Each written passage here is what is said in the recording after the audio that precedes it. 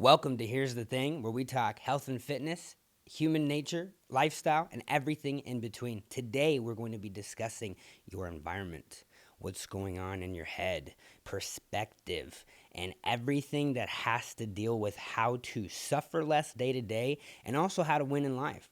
One of the biggest things that made me think of this kind of information was the fact that I was at the gym the other morning in the sauna, and this guy was talking about how he just got back into golf and how the people he was meeting, it was just these were like higher quality people, and that they seemed, a lot of them had businesses and connections and opportunities. And so I kind of talked to him about just kind of the idea of golf, like to play golf in and of itself, you need money. And that's why it's called the rich man's sport or the rich man's game. And so in order to have any type of experience in golf where you're consistently golfing, you have to probably have an income that's a little bit higher than most people's. And chances are, if you do, you're just like anything, success begets success. You're probably going to have success in other areas. And so people who can afford better things like golf usually already had success in other areas of life. And I also compared that to the gym itself. I just left a gym that was about $30 a month, and I'm now at a gym that's $120 a month, and the quality of people is drastically different. So from 14-year-olds to 80-year-olds. And being a personal trainer, of course, I'm always observing this stuff. And if you looked at my old gym, which was like, I think $25 a month actually, you had a lot more out of shape, smaller people that didn't necessarily like look like they knew what they were doing in the gym.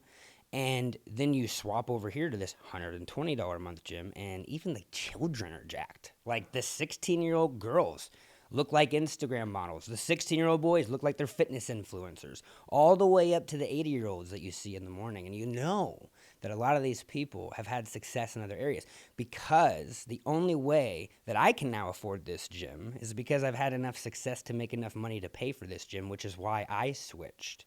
And at the old gym, all of the people that I met, all of the people that I talked to, that got a chance to talk to, it was a very average type population. Not many people were in prominent positions or had a higher income or owned businesses. My first day at this gym in the sauna in the morning, I met like 9 people.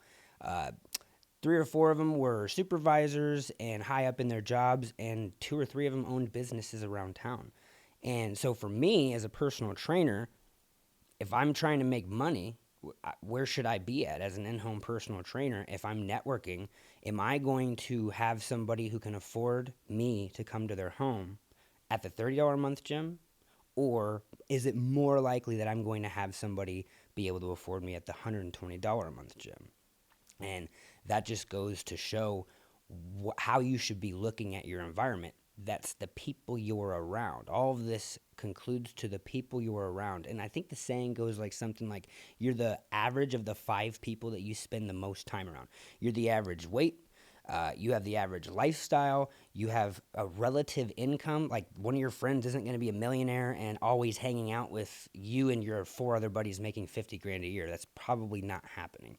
And so you'll have kind of even the same vices. If 4 of the 5 smoke, there's a huge chance that you're going to end up being a smoker. If you're trying to stop drinking, let's say for New Year's, and your 4 best friends go to the bar every weekend, you're either going to be one really lonely son of a bitch, or you're going to be going to the bar and praying that you don't drink. But one of the best things you could do is take yourself out of that environment entirely, or put yourself into a good environment where there's higher quality people. Success begets success. So as a personal trainer, noticing in my own business how different the quality of people are based off of my own rates.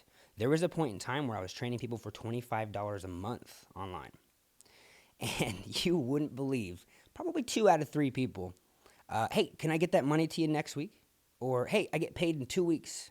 And I'd always go, this is $25, right? I'm going to say that if you have to wait to pay me next week, maybe your journey shouldn't begin right now. Maybe you have financial things to be focusing on. And that was pretty much all of them. Or they would pay me, I would give them a program, I would check in, and they wouldn't do anything. Or they just wouldn't see progress, and they'd make all these excuses like, oh, I'm still gaining weight, but I'm doing your program. And I go, how's your diet? It's not very good. Okay, like, this is super helpful for me, my clients not seeing success. And then you flash forward to today, where my average client pays me $65 to $75 per hour to come to their home. I've been doing this in-home specifically at a minimum of $65 an hour for almost a year straight now. I have had 3 clients for almost a year straight now. I have had 0 cancellations, all reschedules. And it's so fascinating. All of these people that when they do have to, like, quote unquote cancel, or they could, like, hey, I got shit going on today. When I was having my $25 a month clients, when I was even in the gym making money off of personal training clients, the average person, they'd just be like, hey, I can't make it today. See you next week, or see you next session, or whatever. Every single one of my high-end clients that pays a premium price, a lot of these people pay me a high rent, essentially. There's zero, it's always, hey, I can't do today, or hey, I can't do 2 this afternoon. Anyway, you could swing by at 4. Hey, I can't do today. Could we do Thursday, Friday, and Saturday this week to make up? Or hey, I can't even do this whole week, but can you fit me in on these days next week? And that's because that is how you become successful. That's how you win in life, is not canceling, excuses, throwing in the towel, finding ways around the fact that, like, you know you're not doing what you need to do to hit whatever goal it is. Success begets more success. If you are a higher quality person making more money, you're going to be like that in most, if not every facet of life, because discipline just starts to bleed over into other areas. In fact, one of the biggest reasons I think I'm in the position I'm in is from getting disciplined going to the gym. That just cascaded into getting disciplined in reading and learning a bunch. And then that cascaded into being able to run my own businesses. And that cascaded into just leveling up more and more and more. I keep myself around a winning environment with winning people. And the other thing that a lot of people, I don't think anyone thinks about this. What's going on in your head is almost more important than the environment that you have around you, of the people, of the things you're doing all the time. You don't realize how many times you're saying shit to yourself. And one of the companies I worked for, when this guy made a change and started making millions of dollars, he said one of the biggest things that he realized was he had a lot of bad self-talk, like self-doubt. And essentially what he did was he said, okay, someone told him to literally mark down every time you have a shitty negative thought. He found out he was having at least, you're just not good enough, or you're just not cut out for this, or you're just not that good of a person, or you're just never going to get there. 300 times a day on average, he said that to himself. He tallied it every day. And so if you think about it, if you have 1,000 things that happen in a day, if 800 of those are negative thoughts, actions, consequences, then you have a winning rate at 20%, or a success rate of 20%.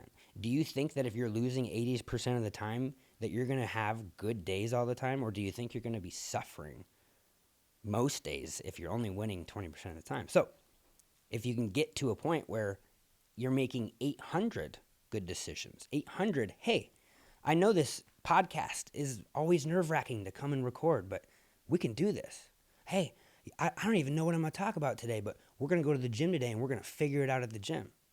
All of these positive self-messages are almost more crucial than anything else entirely. And the biggest way that I ever was able to change this was changing the influences and the environment that was in my head, changing the people around me, but changing what I was doing. And for me, I think I probably had even worse self-talk than that guy at maybe 500 or 1,000 thoughts like that a day, negative thoughts. And so what I did was I said, okay, so I can't really be in my head because I'm just not disciplined enough to like me yet.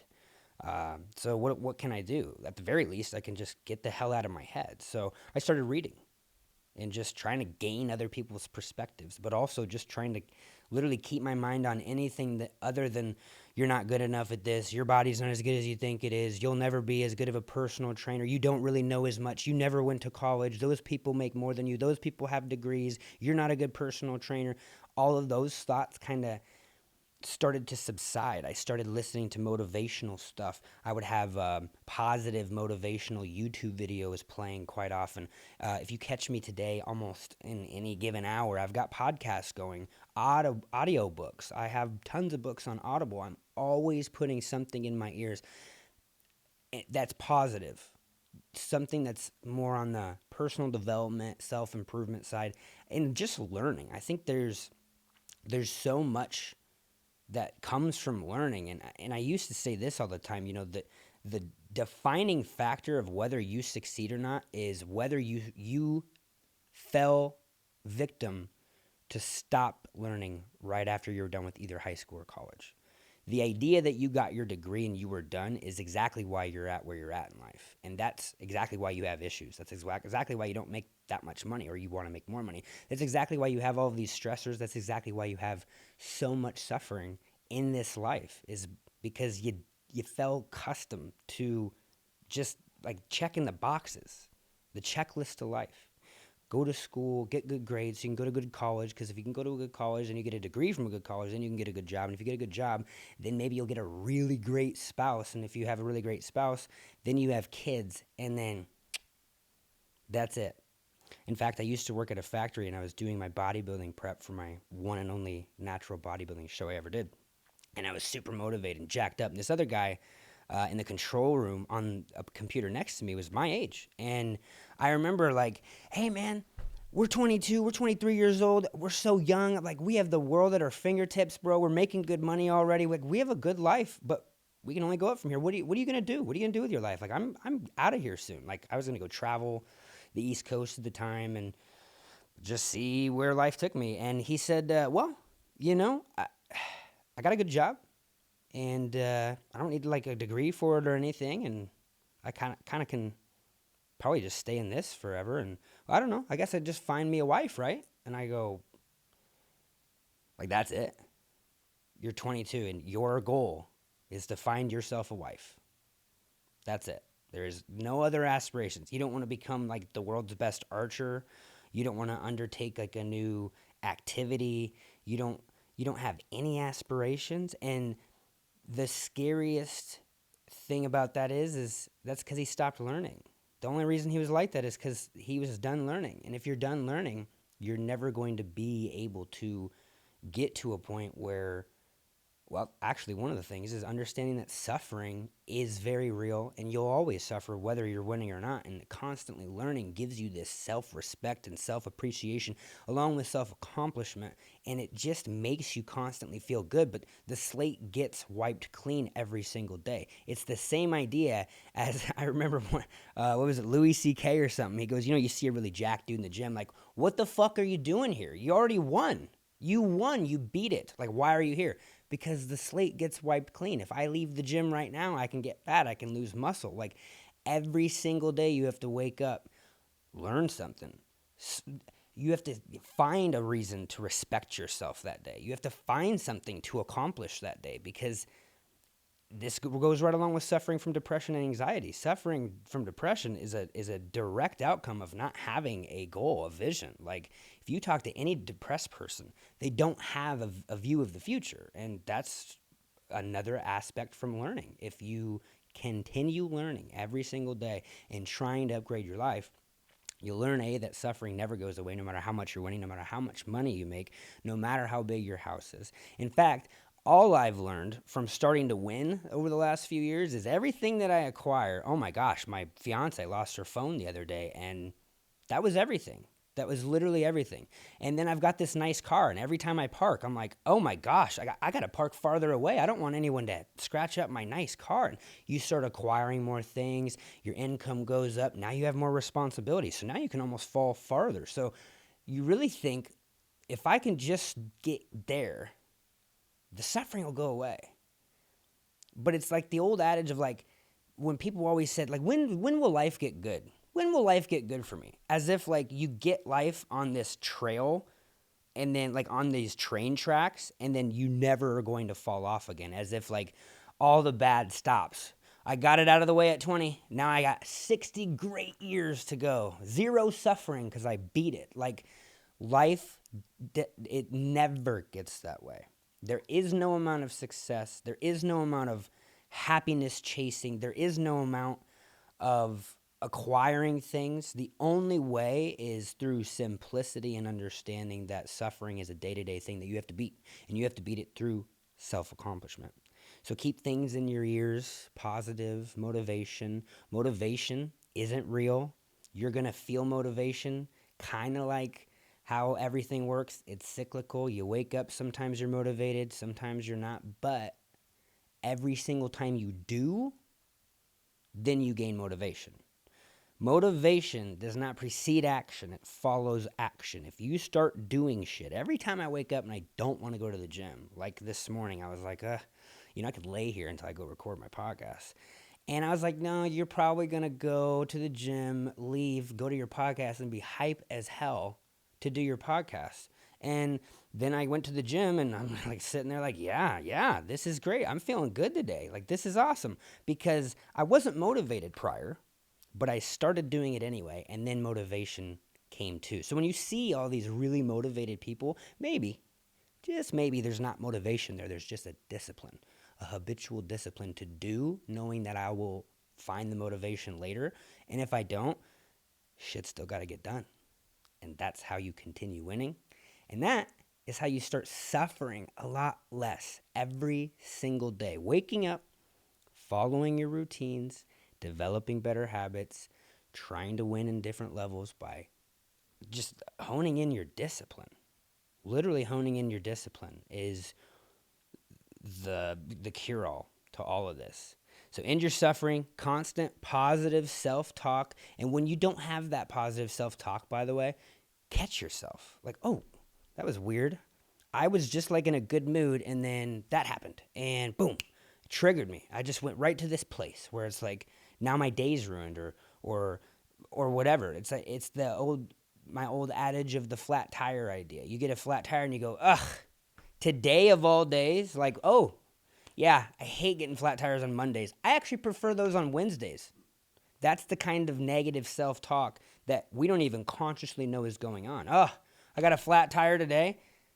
That doesn't make any sense. And if you're not the person, you're usually like, why did you even say that? Like, I know you're mad you got a flat tire, but like, there's not really a day for flat tires. It doesn't make any sense until you're saying it, and then you don't even realize you're saying it because you know you shouldn't be saying it because it's negative self-talk. Catch yourself all the time. Put positive shit in your head. YouTube videos. You could just type in motivation on YouTube, and there are hours and hour-long videos that you can just play in the background while you're cleaning. Play in the background while you're playing on your phone. Always having good positive influences in your mind, at least until, and for me this hasn't happened and probably will never happen, until you can have positive thoughts all the time. I notice when I take a break from having these motivational videos from podcasts that I'm listening to, the audiobooks, and from reading, when I'm less about that stuff, I'm way more aggressive, agitated. I'm not thinking straight. I'm not doing the right things. I'm not as optimal and efficient. And so if I can keep that self-talk at a minimum, at least the negativity, by doing these things repeatedly over the days and weeks. And yeah, when I started doing this, I'm not kidding. I had podcasts, audios, I had shit going on 8 to 12 hours a day. That was because I had so much negative self-talk. Now it's not as bad. And so I don't have to do as much of this. So this isn't a forever thing. You get to a level where you can kind of easily maintain it. But you still want to have positive thoughts, right? So like have the motivational videos. Find podcasts you're interested in. Find learning something new that you don't give a fuck about still makes you feel good. I learned something about the human eye the other day that's totally irrelevant to my life entirely. And I was like, oh, sweet. If anyone ever says anything, I'll be like, shit, did you know that? And they'll think that's cool.